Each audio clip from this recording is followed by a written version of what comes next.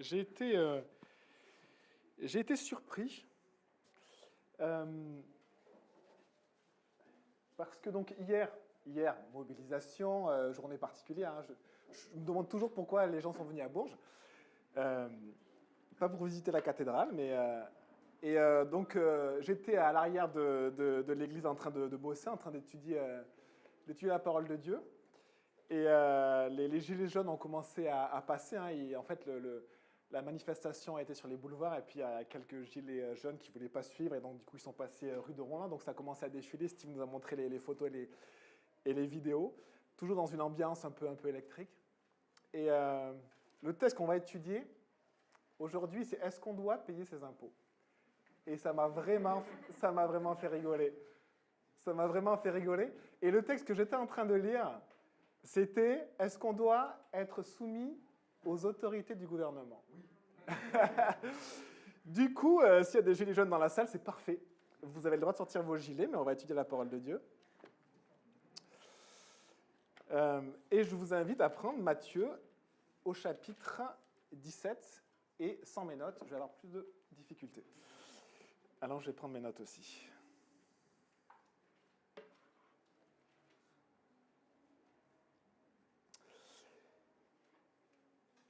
On est dans Matthieu 17 et au verset 22, donc je vous invite à prendre le chapitre 17, page 631, et au verset 22.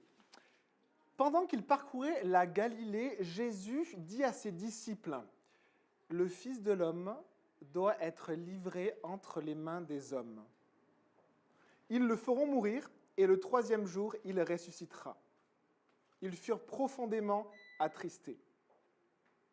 Lorsqu'ils arrivèrent à Capernaum, ceux qui percevaient l'impôt annuel s'approchèrent de Pierre et lui dirent « Votre maître ne paie-t-il pas l'impôt annuel ?»« Si, dit-il. » Quand il fut entré dans la maison, Jésus prit les devants et dit « Qu'en penses-tu, Simon? Les rois de la terre, de qui perçoivent-ils des taxes ou des impôts? De leurs fils ou des étrangers ?» Il lui dit « Des étrangers. » Jésus lui répondit, « Les fils en sont donc exemptés. Cependant, pour ne pas les choquer, va au lac, jette l'hameçon et tire le premier poisson qui viendra. Ouvre-lui la bouche et tu trouveras de l'argent. Prends-le et donne-le leur pour moi et pour toi. » Et je vous invite à prier. Seigneur Jésus, on aime passer du temps dans ta parole, Seigneur. Et ta parole est douce à nos cœurs. Ta parole nous nourrit. Rachète les cafouillages des prédicateurs et que ta parole puisse simplement nous faire du bien, Seigneur. C'est toi qu'on veut entendre, c'est toi qu'on veut écouter, on veut vraiment sonder tes Écritures, on veut regarder ce que tu nous dis et ce que tu nous enseignes. Et on te remercie vraiment de tous ces sujets tellement différents, même sur les impôts. Merci, Seigneur, pour ta parole. Amen. Qu'est-ce que Jésus va dire sur les impôts? Alors, pendant qu'ils parcouraient la Galilée, Jésus leur dit, « Le Fils de l'homme doit être livré entre les mains des hommes. Ils le feront mourir et le troisième jour, il ressuscitera. » Et les disciples furent profondément attristés. On voit dans les évangiles qu'à un moment donné, pas au tout début, quand il appelle ses disciples, mais à un moment donné, dans ces 3 ans et demi de ministère sur la terre, où Jésus va prêcher, Jésus va faire des miracles, en fait, Jésus se dirigeait vers sa mission, vers un but, vers un objectif. Et à un moment donné, il va commencer à annoncer cela à ses disciples. Et ça va impacter ses disciples.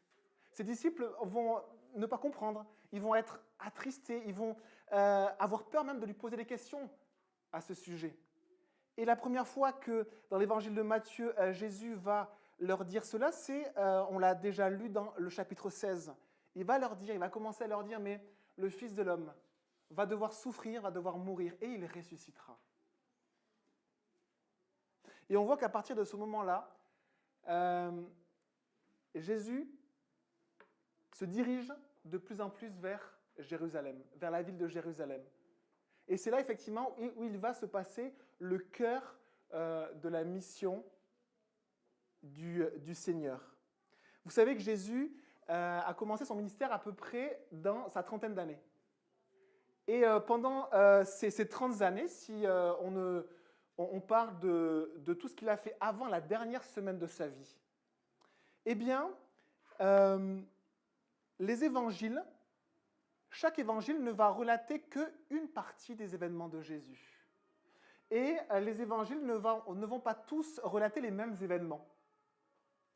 Par exemple, on voit que la naissance de Jésus n'a été relatée que dans les évangiles de Matthieu et de Luc. On a une discussion avec Nicodème, on a une discussion aussi avec la Samaritaine au puits de Sychar, et cela ne va être raconté que dans l'évangile de Jean. Marc, lui, par exemple, va relater la guérison d'un sourd-muet. C'est que dans cet évangile. Donc les 4 évangiles ne relatent pas tous les mêmes événements. Et on a en tête l'événement qui s'est passé hier, par exemple, et vous allez voir dans les médias, vous allez avoir des rendus différents, des témoignages différents. Alors, je mets de côté les fake news, je mets de côté les choses exagérées, mais même si on écoute, par exemple, un journaliste qui a suivi, par exemple, les casseurs, on va voir une idée d'une partie de l'événement. Si on a suivi le gros de la manifestation, qui était pacifique, on va voir une autre idée. Si on a interviewé un commerçant de la rue de Ron, qui a vu quelque chose, on va l'écouter. On va voir son témoignage. Et de la même manière, les évangélistes, les auteurs des 4 évangiles, ont reçu des témoignages attestés, certifiés, authentifiés. Et la plupart de ces témoignages, d'ailleurs, eux-mêmes les avaient vécus. Mais ils ne vont pas tout écrire, et peut-être qu'ils ne vont pas forcément être en contact avec tous les événements de la vie de Jésus. Et donc on voit que certains relatent certains événements et que d'autres relatent d'autres événements. Il y a 2 événements que les 4 évangiles relatent dans les 30 premières années de la vie de Jésus. Il n'y en a que 2. La prédication de Jean-Baptiste, elle est annoncée, expliquée dans les 4 évangiles, et on a aussi le baptême de Jésus. Sinon, tel évangile va choisir d'expliquer tel événement de la vie de Jésus, puis tel autre, un autre événement. On peut retrouver un événement expliqué et relaté dans plusieurs évangiles, dans 2 ou 3. Mais dans les 4 évangiles, il n'y a que ces 2 événements. On enlève la dernière semaine de la vie de Jésus. Et sur cette trentaine d'années, on voit que le Saint-Esprit a inspiré ces auteurs pour nous apporter des parties de la vie de notre Seigneur. Chaque évangile apportant un éclairage différent sur la vie de Jésus et sur son message. Et quand on arrive à la dernière semaine de la vie de Jésus, quasiment tous les événements vont être relatés dans les 4 évangiles. Quasiment tous. Jésus va rentrer dans Jérusalem et il va être acclamé comme roi. Les 4 évangiles en parlent. Jésus va subir le complot des autorités. Les 4 évangiles en parlent. Judas va trahir Jésus. Jésus va instituer la scène. Jésus va être arrêté. Jésus va être jugé devant les Juifs. Tous ces événements sont relatés dans les 4 évangiles. Pierre va renier Jésus. Jésus va être jugé après devant les Romains, devant Pilate. Jésus va être crucifié. Jésus va mourir. Le corps de Jésus va être mis au tombeau. Jésus va ressusciter et Jésus va apparaître à ses disciples. Alors qu'il y a tellement d'événements avant qui sont relatés que dans 1 ou 2 évangiles, quand on arrive à cette dernière semaine, juste une semaine, 7 jours, on a plus de 12 événements qui sont relatés avec précision. Jean a dit ceci dans son évangile. Jésus a fait encore en présence de ses disciples beaucoup d'autres miracles qui ne sont pas écrits dans ce livre. Jésus, il le dit au chapitre d'après, a fait encore beaucoup d'autres choses. Si on les écrivait en détail, je ne pense pas que le monde même pût contenir les livres qu'on écrirait. Les auteurs des 4 évangiles ont dû faire des choix. Ils n'ont pas pu tout écrire. Ils n'ont écrit que ce qui était sûr, certifié, connu, attesté. Et souvent, ce sont les auteurs eux-mêmes qui avaient vécu ces choses. Et quand ils relataient un événement, c'était le Saint-Esprit lui-même qui leur remettait en mémoire aussi les paroles qu'ils avaient entendues de Jésus. Et dans ce choix de rédaction, accompagnés, guidés et inspirés par le Saint-Esprit en eux, tous ont fait le choix de décrire précisément la dernière semaine de la vie de Jésus. Tous. Pourquoi ? Parce que l'œuvre que le Fils de Dieu était venu accomplir, elle se situe là. Elle se situe sur cette semaine-là. Jésus a vécu 30 années sur cette terre, et la dernière semaine avant de mourir, sur cette semaine-là, Jésus va accomplir une œuvre qui était annoncée par tous les prophètes depuis des siècles, et ça se produit là. Jésus est venu pour accomplir cette œuvre. On lit dans Matthieu 16, 21, « dès ce moment, c'est la première fois que Jésus annonce qu'il va devoir mourir. Et il dit, dès ce moment, Jésus commença à montrer à ses disciples qu'il devait aller à Jérusalem, beaucoup souffrir de la part des anciens, des chefs des prêtres et des spécialistes de la loi, être mis à mort et ressusciter le troisième jour.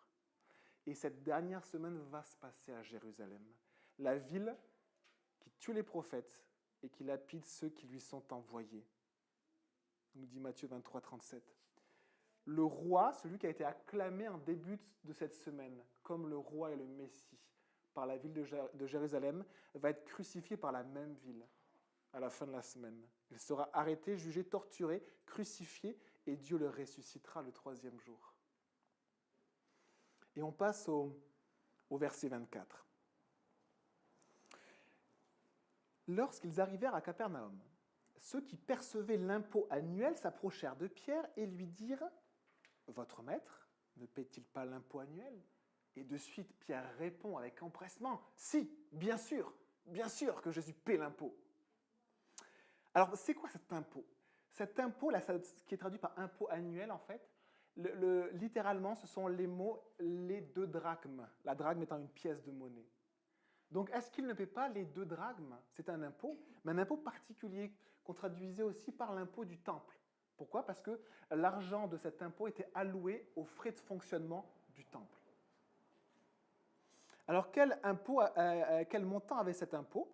Eh bien, cet impôt était de 2 drachmes. La drachme, c'était une monnaie grecque. C'est l'équivalent aussi du denier romain.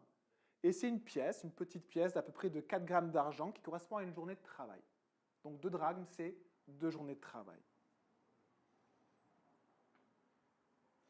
Pierre va répondre à ses percepteurs de suite. Peut-être que ces gens qui collectaient l'impôt avaient des doutes parce que, au temps de Jésus, certains groupes décidaient de ne pas payer cet impôt du temple. Notamment un groupe assez fermé, assez radical, de religieux très purs, les Esséniens.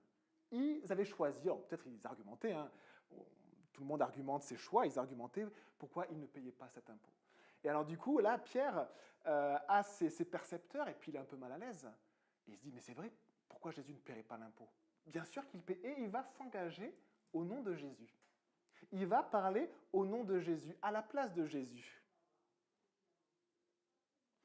Et la réponse qui s'imposait pour Pierre, c'était « Mais bien sûr, mon maître est droit, il est intègre. Bien sûr qu'il paie les impôts. »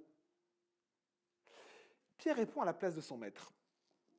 Et au lieu de consulter Jésus et puis de rapporter la parole de Jésus, il répond à sa place. Il répond au nom de Jésus.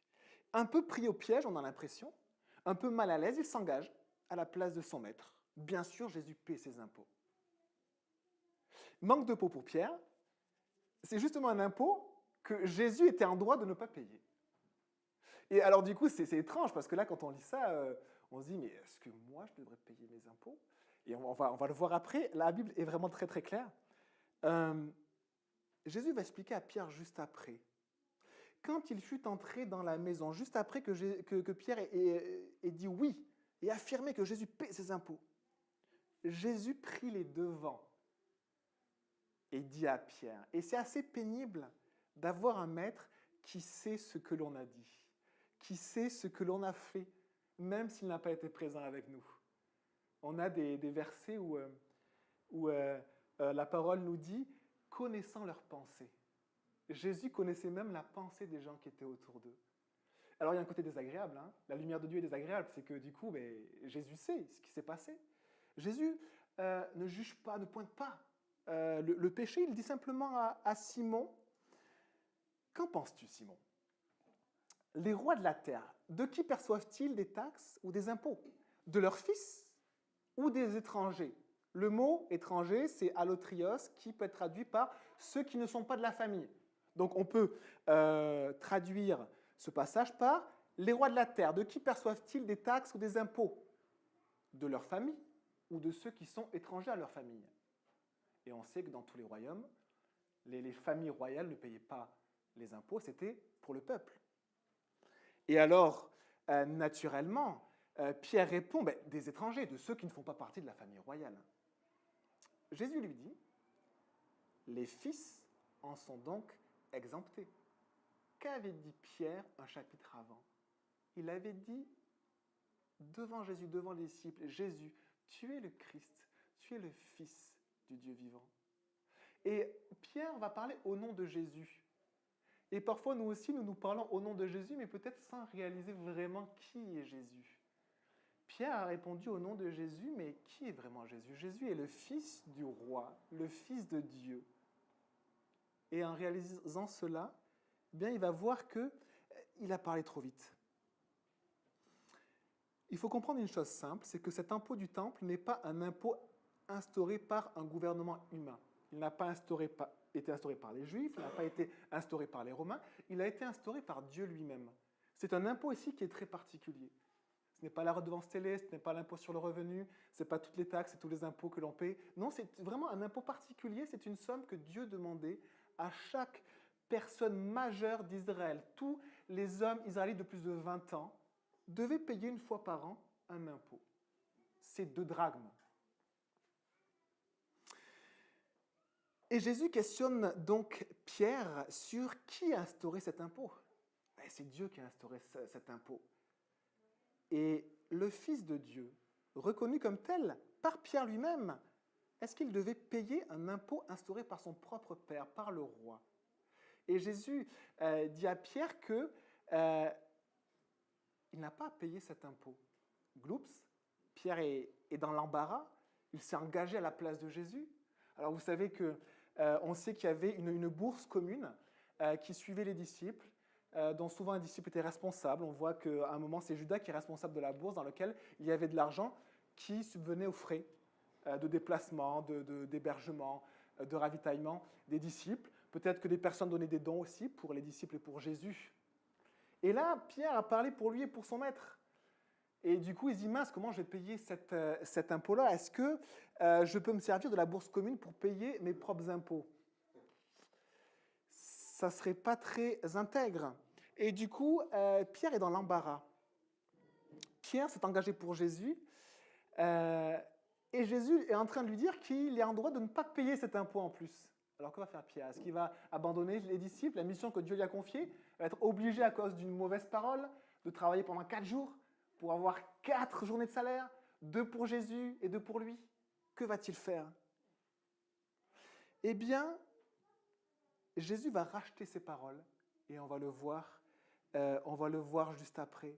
Jésus va envoyer Pierre aller à la pêche, son activité naturelle. Il va pêcher un poisson, et dans la gueule du poisson, il y avait une pièce qui correspondait à l'impôt pour 2 personnes. Jésus va racheter la parole rapide de Pierre, ce Pierre qui avait parlé au nom de Jésus. Jésus dit cette formulation, « Les fils en sont donc exemptés ». On a l'impression que Jésus inclut ses disciples avec lui. Il ne parle pas du fils, il parle d'une famille royale, il parle des fils. Et juste après, il donne la provision à Pierre pour payer son impôt, mais aussi l'impôt de Pierre. Il englobe aussi Pierre. Et on se dit, mais on a l'impression que Jésus englobe ses disciples avec lui. Les fils en sont donc exemptés. Est-ce que Jésus nous libère des impôts? Les gilets jaunes vont se convertir en masse. Jésus enseigne par la suite sur ce sujet-là. Faut-il enseigner ses impôts? Et là, il faut faire vraiment la distinction parce qu'il y a cet impôt que Jésus dit qu'il est en droit de ne pas payer. Mais Jésus a aussi enseigné sur les impôts du gouvernement. Il a enseigné très clairement. Et c'est quelques chapitres après. Prenez Matthieu 22 et au verset 17. 2 pages après.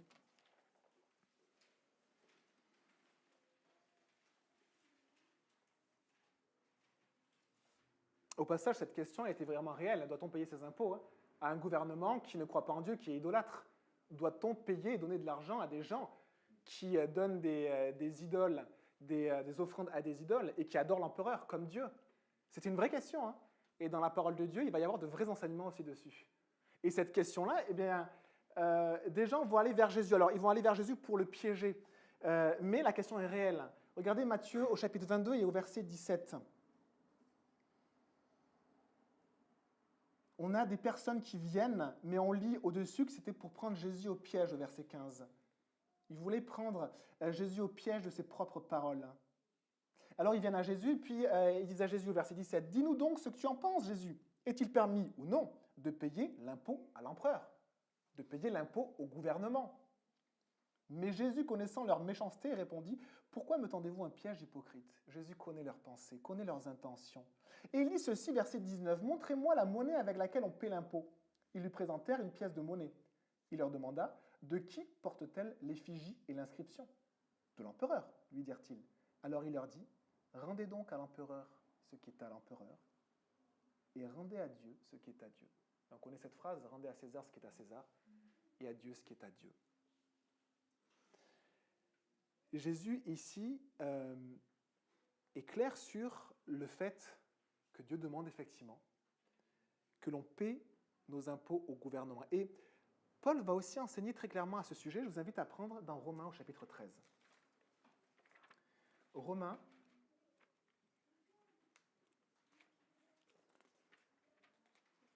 au chapitre 13.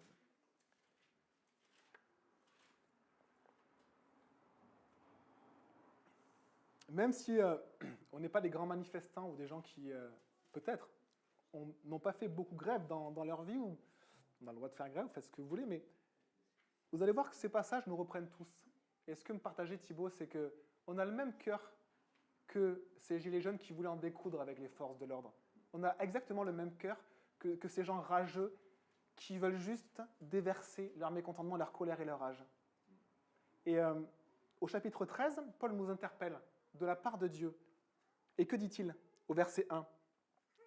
Que chacun se soumette aux autorités qui nous gouvernent. Car, c'est très surprenant ce que dit Paul, car toute autorité vient de Dieu et celles qui existent ont été établies par Dieu. Alors effectivement, nous sommes un peuple de râleurs. Moi le premier. Les Français sont râleurs et puis effectivement on râle contre les autorités. On n'est peut-être pas les seuls au monde, hein, c'est le cœur humain. Mais souvenons-nous de toutes les périodes dans l'histoire de l'humanité où il n'y a plus eu d'autorité et de gouvernement. Ce sont des périodes qui sont terribles, et qui sont vraiment terribles. Parfois, on va dire, non, je ne suis pas contre l'autorité, je voudrais simplement qu'elle soit différente. Et on cible les points qui sont négatifs sur la manière de faire, sur les excès, sur des impôts qu'on trouve injustes. Et effectivement, le gouvernement ne sera jamais comme moi je le veux. Et sachez une chose, c'est que le gouvernement dont Paul parle, c'est aussi le même gouvernement qui a persécuté les chrétiens. C'est aussi le même gouvernement qui prenait l'empereur pour Dieu et qui demandait à chacun d'adorer l'empereur comme Dieu.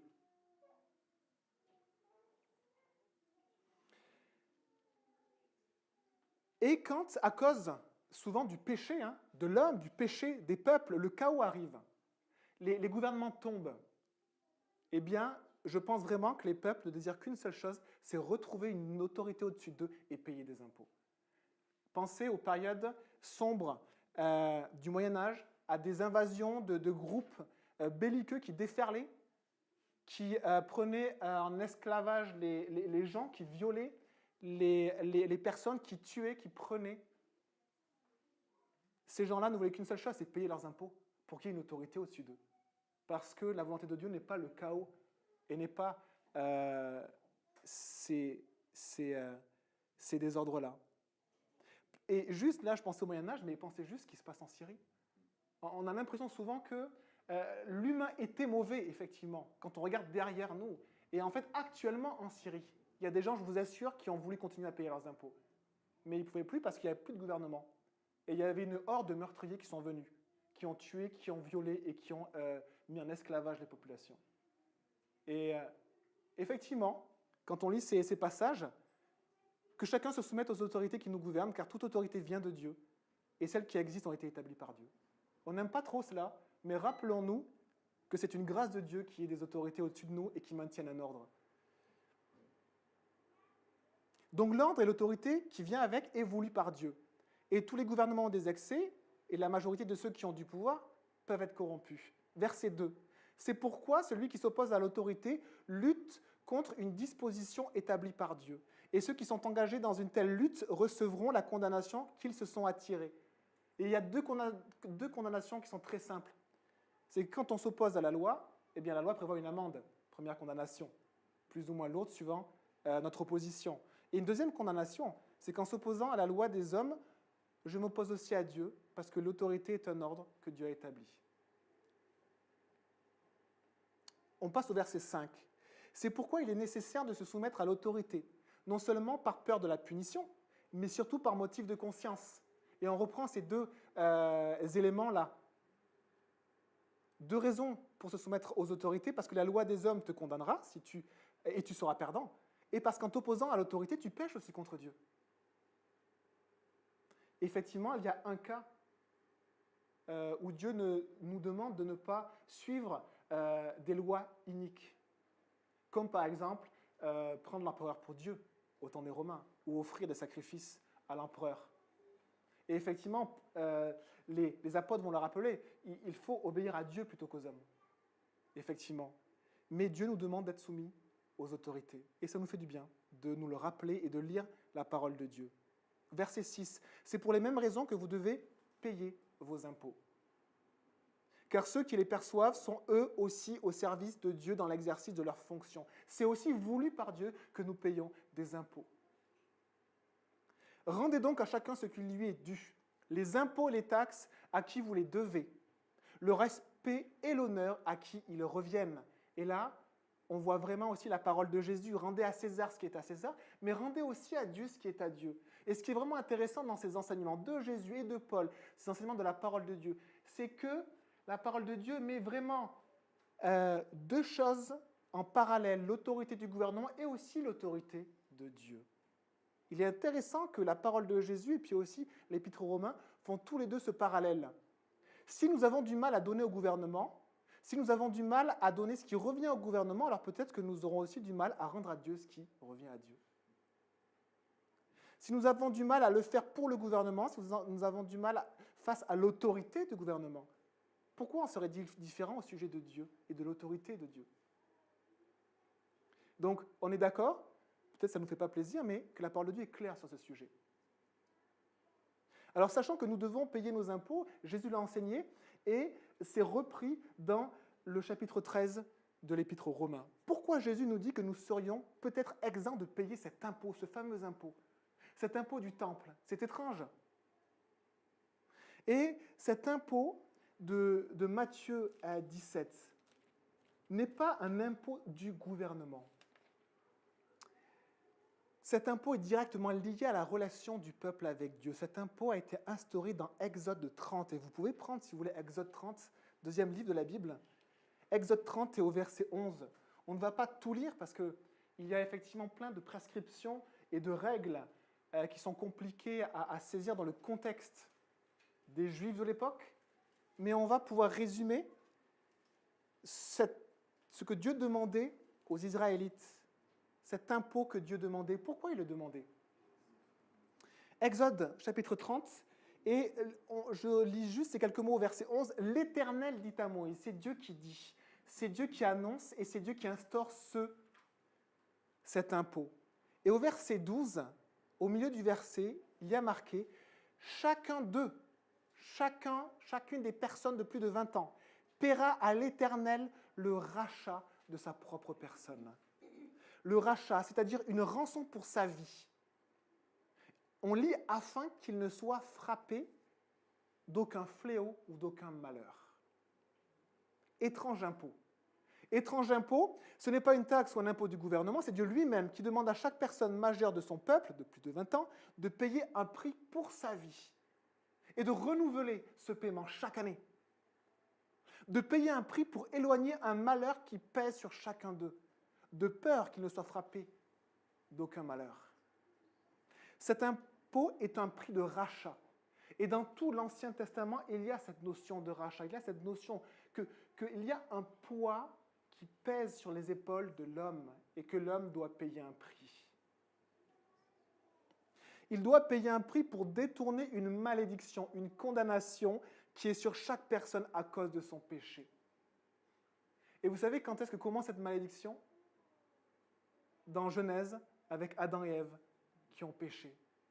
Les premières malédictions. Travailler dans la douleur, enfanter dans la douleur. Les désirs de la femme se porteront sur son mari. Le mari dominera sur la femme. Ce sont des malédictions. Il y a une malédiction, un poids de malédiction qui pèse sur les épaules de l'homme à cause de son péché. Et si vous n'avez jamais réalisé cela dans votre vie, regardez les gens autour de nous. En voyant cette foule en colère, le poids de la malédiction pèse sur leurs épaules. La colère, et puis aussi toute la déformation que provoque le péché dans nos vies. Tout ce qui est contraire à la paix, tout ce qui est contraire à l'amour, tout ce qui est contraire à la douceur, à la bonté, à la maîtrise de soi, tout ce qui est contraire à cela pèse sur chacun d'entre nous. Et si on est un peu courageux, on peut aussi regarder notre propre vie, ma propre vie. Ce poids pèse aussi sur ma vie. Il y a un poids de malédiction qui pèse sur la vie de chaque être humain à cause de son péché. Et vous savez comment tous les hommes de Dieu se sont approchés de Dieu? En construisant un autel et en payant un prix. Ils comprenaient qu'il fallait payer un prix pour éloigner ce poids de malédiction et pour s'approcher de Dieu. Et certains comprenaient même qu'il fallait que le sang coule. Alors ils prenaient un agneau, ils égorgeaient l'agneau, le sang coulait. Parce qu'il fallait qu'un prix soit payé, un prix de rachat, pour racheter cette malédiction qui pèse sur moi. Moi, je mérite le malheur et je mérite la mort. Il faut payer un prix pour éloigner cette malédiction. Cet impôt était un impôt qui signifiait cela, qui rappelait au peuple d'Israël cela. Et chaque année, cet impôt devait être renouvelé. Le poids de cette malédiction qui pèse sur chacun d'entre nous. Et les amis, ce poids est lourd à porter. Et si le poids n'était pas lourd à porter, ça fait longtemps qu'on aurait réglé tellement de choses dans l'humanité. Les inégalités, les colères, les meurtres, les adultères, tellement de choses. Le poids du péché pèse sur la vie de chacun. Et peut-être quand on est jeune, on a cette naïveté de le réaliser un peu moins. Et vous savez, quand Jésus a cette foule qui veut lapider la femme qui a péché, la femme adultère, Jésus va dire ça, que celui de vous qui est sans péché jette le premier la pierre contre elle. Qui s'en va les premiers? Les aînés. Les aînés savent et réalisent à quel point ce poids du péché est lourd sur leur vie. Ce poids de la malédiction qui est pesant sur chacun d'entre nous. Et pour éloigner la malédiction de nous, nous devons payer un prix. C'est ce que la Bible appelle le rachat. Nous devons être rachetés. Un prix doit être payé pour effacer ce poids. Mais le prix payé par le peuple d'Israël ne faisait qu'éloigner, qu'amoindrir cette malédiction, mais il ne la supprimait pas.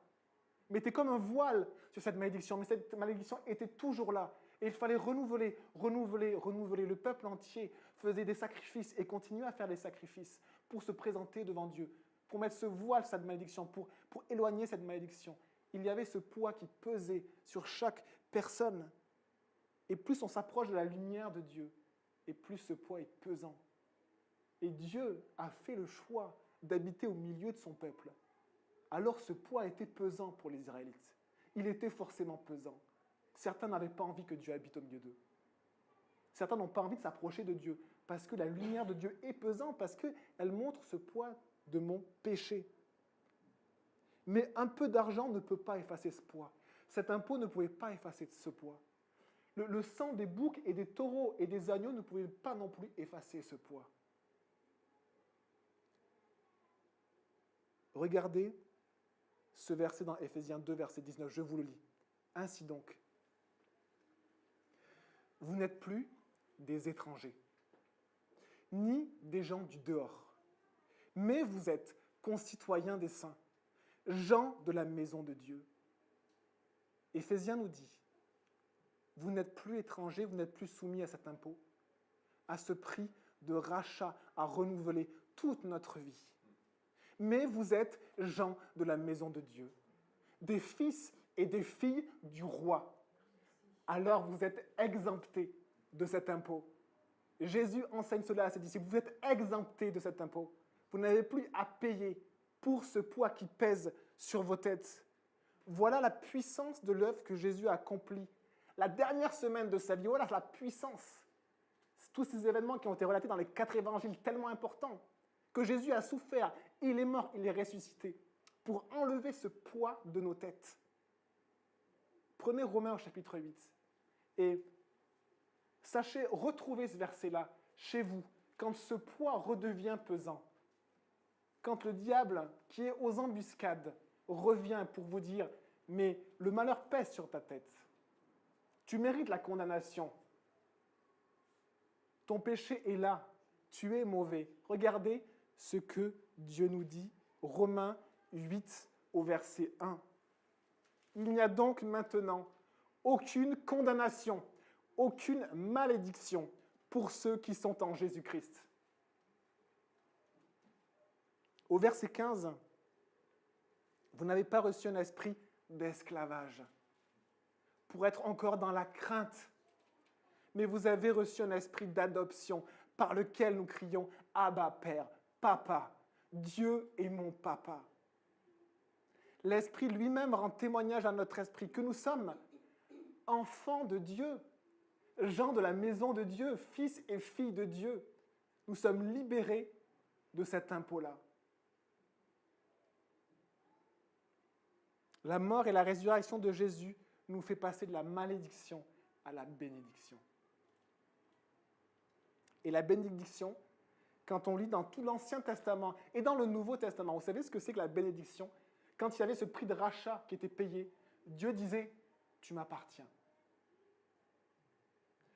Le peuple, quand il est sorti d'Égypte, Dieu va envoyer une plaie à cause du péché du peuple égyptien. Et cette plaie, ça va être que tous les premiers-nés vont mourir. Mais les Israélites vont mettre du sang sur les 2 poteaux de leur porte et sur le linteau. Et l'ange qui devait tuer le premier-né va passer. Et quand il voyait le sang, il se détournait. Mais Dieu va dire, j'ai racheté vos aînés, ils m'appartiennent. Et vous savez ce que c'est la bénédiction? C'est d'appartenir à Dieu. La bénédiction, c'est que nous appartenons à Dieu. On continue dans Matthieu 17. Les rois de la terre, Jésus dit à Pierre, de qui perçoivent-ils des taxes ou des impôts? De leurs fils ou des étrangers? Il lui dit des étrangers. Jésus lui répondit, les fils en sont donc exemptés. Jésus est fils. Et il élève ceux qui le suivent à sa condition de fils et de fille de Dieu. Il fait de nous des membres de la famille royale, de la famille de Dieu. Et c'est un droit, les amis, en bon français, que nous avons à faire valoir. Ça, c'est un droit que nous avons à faire valoir. Le diable est constamment en embuscade pour remettre ce poids de malédiction sur nos épaules. Regarde, tu as mal agi. Le malheur que tu vis, tu le mérites. C'est à cause de toi, à cause de ton péché. Mais nous pouvons déclarer face aux puissances des ténèbres, je suis fils et fille du roi. Je suis exempt de ce prix que tu veux me faire payer. Mais le diable est un menteur. Je n'ai plus à le payer, ce prix. Je suis fils de Dieu. Je suis fille de Dieu. Il n'y a plus aucune condamnation qui pèse sur moi. Il n'y a plus aucun poids de malheur qui pèse sur ma vie. Voilà mes droits. Et même si le diable va me répéter que je suis pécheur, que je mérite ma souffrance, que je mérite la malédiction, que je mérite que le malheur s'abatte sur moi, et que le diable veut que je vive dans la peur, dans la crainte, ce n'est pas vrai. La Bible nous dit que les choses anciennes sont passées. Toutes choses sont devenues nouvelles. Au nom de Jésus-Christ, il n'y a plus aucune condamnation prononcée contre moi.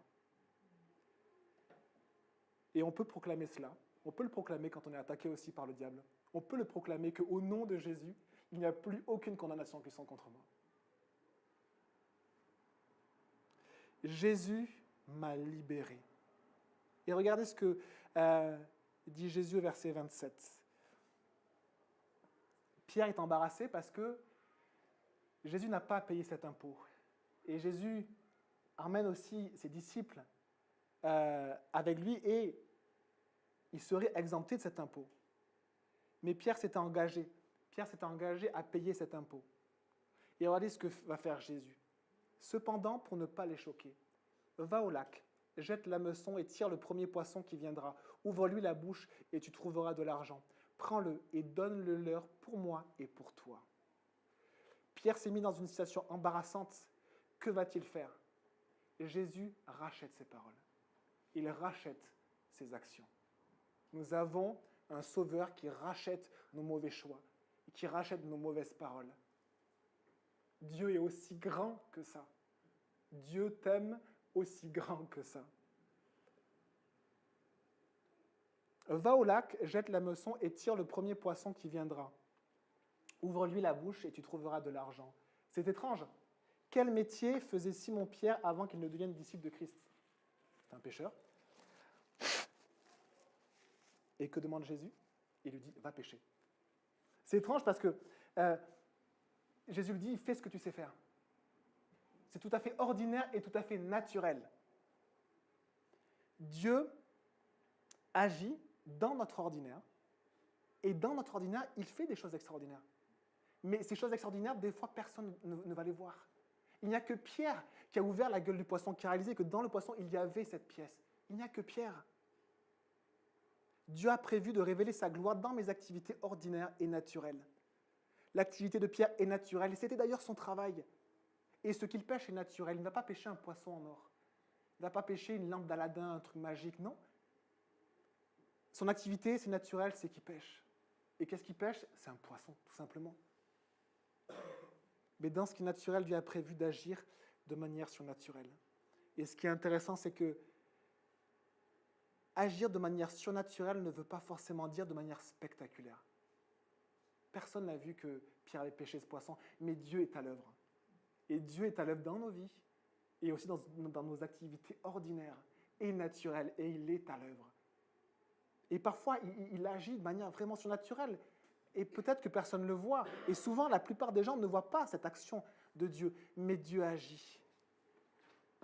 Et on verra dans Matthieu 18 que Jésus est à l'œuvre pour chercher et pour trouver ceux qui sont perdus. Et on s'arrête là et je vous invite à prier.